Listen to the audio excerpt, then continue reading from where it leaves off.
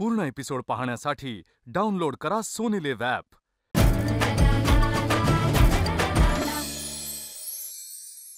नमस्कार, मी मधुरा। आज काय बनवूया या जगातील सर्वात कठीण प्रश्नाचं उत्तर सोपं करायला मी आली आहे। चला तर मग सुरुवात करूया। आज काय बनवूया? आज की नाही आपण मस्त 1 किलोच्या अचूक प्रमाणात गोडा मसाला कसा बनवायचा ते बघणार आहोत।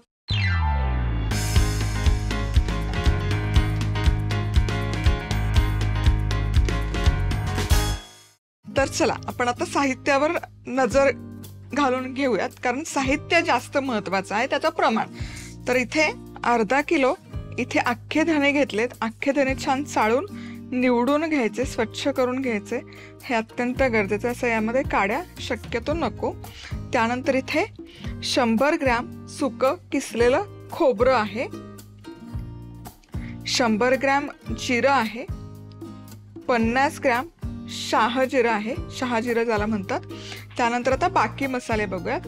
10 ग्रॅम इथे मसाला वेलची आहे आणि बाकी मसाल्यांचंही प्रमाण सांगते। 20 ग्रॅम दालचिनी आहे, 20 ग्रॅम इथे चक्री फूल आहे, 20 ग्रॅम लवंग आहे, 10 ग्रॅम दगडफूल आहे, इथे 100 ग्रॅम पांढरे तीळ आहेत, गावरान पांढरे तीळ, 50 ग्रॅम इथे मी खसखस घेतली आहे, 20 ग्रॅम आहेत तमालपत्र, 20 ग्रॅम आहेत काळं मिरं, 20 ग्रॅम आहे नागकेशर आणि 10 ग्रॅम आहे जावेत्री किंवा जायपत्री पण याला म्हटलं जातं। चला आता इथे अख्खे धणे तव्यामध्ये घेतलेले आहेत। तेलाचा अजिबात वापर करायचा नाही आणि धणे ड्राय रोस्ट करून घ्यायचे। सुकेच आपल्याला इथे खमंग असा सुवास तरवळेपर्यंत भाजून घ्यायचे आहेत, पण हे अजिबात काळपट झाले पाहिजे नाही। यातलं बेसिकली थोडासा ओलसरपणा असेल तो फक्त आपल्याला काढून घ्यायचा। हे मसाले आता काळपट जर भाजले गेले ना तर मग काय होतं की तो जो कडवटपणा आहे ना खूप जास्त रोस्ट केलेल्या मसाल्यांचा तो मसाल्यामध्ये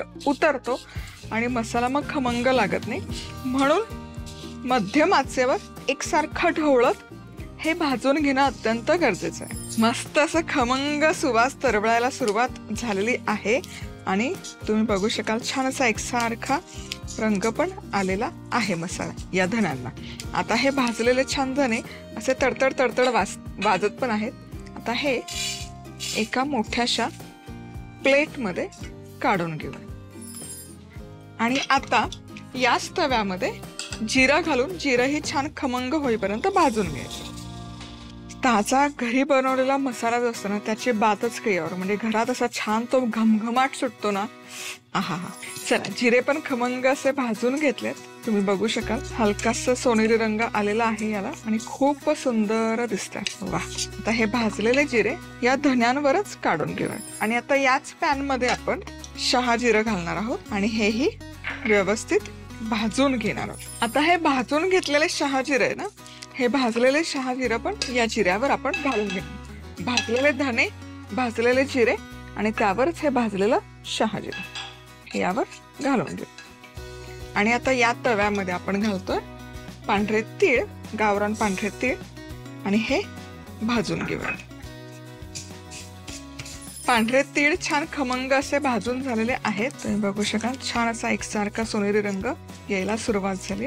आता हे भाजलेले तीळ हे सेपरेट काढायचे आणि याच तव्यामध्ये आता खसखस घालून भाजून घेऊया। आता हे तीळ, खसखस, खोबरं यांना आहे ना तेल छान सुटतं ग्राइंड करताना, त्यामुळे मग हे आपण धणे जिऱ्यामध्ये मिक्स नाही करत आहोत, हे सेपरेटच ठेवतो पण एकत्र ठेवतो, जेणेकरून हे जेव्हा दळलं जाईल ना तेव्हा हे आपण एकत्र दळूया। आणि आता याच तव्यात मी घालते सुकं किसलेलं खोबरं आणि हेही छान सोनेरी रंगावर भाजून घेऊयात। चला खोबरं पण छान खमंग खरपूस असं भाजून झालेलं आहे, छान असं थोडा हलकासा ब्राउनिश कलरवर भाजून घ्यायचं आणि हे भाजलेलं खोबरं भाजलेला तीळ आणि खसखसवर काढून घ्यायचं। आता इथे ना त्याच तव्यामध्ये मी तेल गरम केलं आहे, 2 मोठ्या पळ्याभर, पळी बरं का, चमचा नाही। आणि इथे बघा तेल हलकसं गरम झालेलं आहे, त्या तेलामध्ये तमालपत्र घालूया आणि तमालपत्र छानपैकी तळून घ्यायचं। चला आता इथे तमालपत्र पण छान आपले तळून झालेले आहेत, बघू शकाल तर यातले काही हलकेसे तळायचे राहिलेत ते मी ठेवते, सगळे एकसारखेच तळून घ्यायचे. जे झालेत ते आपण बाजूला काढूयात. ज्याचा रंग बदललाय ते काढून घेऊयात. आता याच तेलामध्ये दगडफूल पण घालूयात आणि दगडफूल पण व्यवस्थित असे तळून घ्यायचं. आता तुम्ही विचार करत असाल हे मसाले तळायची काय गरज आहे. काय होतं ना, खडे मसाल्यांमध्ये हलकासा पाण्याचा अंश असतो किंवा आर्द्रता असते. तळल्यामुळे ते मसाले छान असे कुरकुरीत बनतात, क्रिस्प बनतात आणि त्यातलं जे तेल आहे किंवा जी चव आहे, फ्लेवर आपण ज्याला म्हणतो, ती रिलीज व्हायला मदत होते. त्यामुळे हे मसाले असे छानपैकी तळून घेणं गरजेचं आहे. तुम्ही बघू शकाल आता हे दगडफूल पण छान असं कुरकुरीत दिसतंय. वाटायला हे फार सोपं जातात तळलेले मसाले, म्हणून हे तळून घेणं गरजेचं आहे. आता या तव्यामध्ये आणखी एक पळी तेल मी वाढवलेलं आहे. आता यामध्ये उरलेले सगळे खडे मसाले घालून हे एकसारखे परतून घेऊयात. आता हे मसाले वेगवेगळे तळून घ्यायची गरज नाही. दालचिनी, चक्री फूल, मसाला वेलची, जायपत्री, नागकेशर, काळी मिरी, लवंगा हे आता एकत्रच आपण छान परतून घेऊ. हा या ताजे खडे मसाले जे आपण तळून घेतलेत ना, काय मस्त सुवास दरवळतोय. क्या बात आहे, मस्त आहे. आता हे सगळे मसाले आपले तळून झालेले आहेत. खडा मसाला तळून झालेला आहे, सुके मसाले भाजून झालेले आहेत, तमालपत्र, दगडफूल तळलेलं आहे. जबरदस्त दिसतंय सगळं. आता एकतर गिरणीतून हे तुम्ही एकत्र दळून आणू शकता, पण मी मिक्सरवरच करणार आहे आणि ते कसं स्टेप बाय स्टेप करायचं ते बघूया. चला, आता हे सगळे भाजलेले मसाले एक एक करून आपण मिक्सरमध्ये फिरवून घेऊयात. सगळ्यात आधी हे धणे आहेत आणि जिरं आणि शहाजिरं आहे जे आपण एकत्र भाजलं होतं. हे आधी छान असं मिसळून घेऊयात. मिक्सरच्या भांड्यात घालून याची एक एक पूड तयार करून घ्यायची. सगळ्यात आधी धणे आणि जिऱ्याची पूड तयार करून घेऊयात. चला, आता हे छान भाजून, आता हे छान धणे आणि जिरे एकजीव झालेले आहेत आपले. मला वाटतं आणखी थोडंसं फिरवून घेते मी. चला, आता हे छान वाटलं गेलेलं आहे. आता हे काढूयात. एका मोठ्या कुंड्यात काढायचं, कारण आपण आता सगळे मसाले ना इथे एक एक एक एक करून छान असे दळून घेणार आहोत. आता याच पद्धतीने सगळे धणे जिरे आधी मी दळून घेते आणि मग पुढची स्टेप दाखवते. चला, तर मग इथे धणे जिरे पूड मी छान तयार करून ठेवली. तुम्ही बघू शकाल ही पूड छान अशी वाटली गेली आहे व्यवस्थित अशी. आता ही एक बाउलमध्ये काढून घेतली.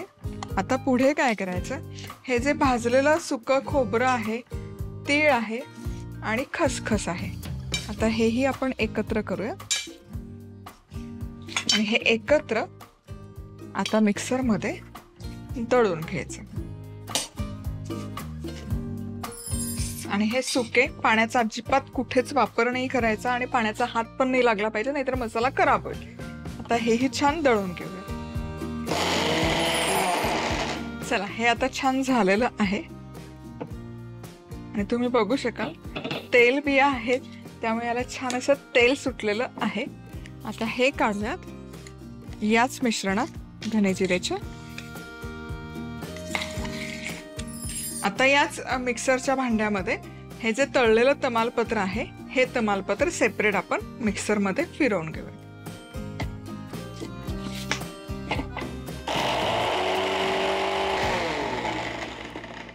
तमालपत्र देखील इथे छान वाटलं गेलेलं आहे. तुम्ही बघू शकाल छान याची पूड तयार झाली. आता हे वाटलेलं तमालपत्र या धने जिरे पूड आणि या मसाल्यात मिसळून घ्यायचं. आणि आता यामध्ये हे जे दगडफूल आपण तळून घेतले हे सेपरेट करून घेऊया.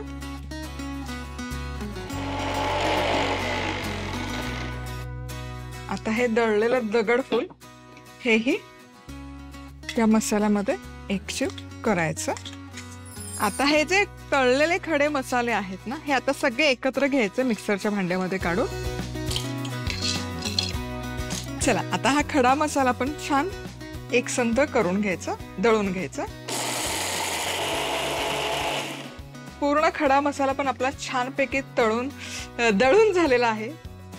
आता हा दळलेला मसाला हा पण यावर घालून घ्यायचा. चला आता हा मसाला काढून घेतला की हे जे सगळं आहेत ना, हे सगळं आपल्याला एकजीव करून घ्यायचं. पूर्ण एपिसोड पाहण्यासाठी डाउनलोड करा सोनी लिव्ह ॲप.